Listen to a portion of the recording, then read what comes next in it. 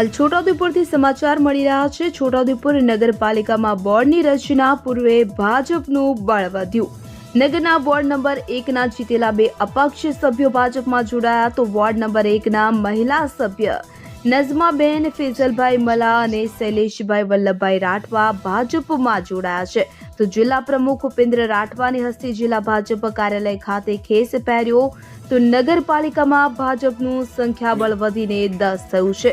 તો નગરપાલિકામાં ભાજપનું બોર્ડ બનશે તેવો જિલ્લા પ્રમુખનો દાવો। તો ભાજપમાં જોડાયેલ મહિલા સભ્ય નઝમાબેન સાથે તેમના પતિ ફેઝલ મલા પણ ભાજપમાં જોડાયા છે। જો કે નગરપાલિકાની ચૂંટણીમાં તેમના પત્ની અપક્ષ તરીકે ચૂંટણી લડ્યા હતા।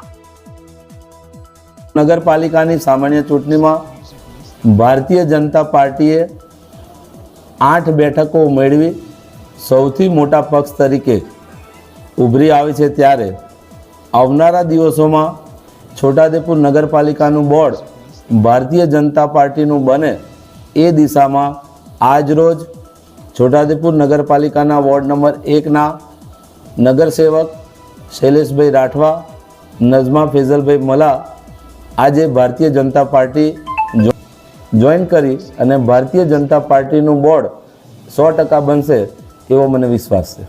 તાજેતરમાં યોજાયેલ નગરપાલિકાની ચૂંટણીમાં વોર્ડ નંબર 1માંથી મારા પત્ની નઝમા ફેઝલ મલા તેમજ શૈલેષ રાઠવા અમે લોકો અપક્ષ પેનલ બનાવીને ચૂંટણી જીત્યા હતા।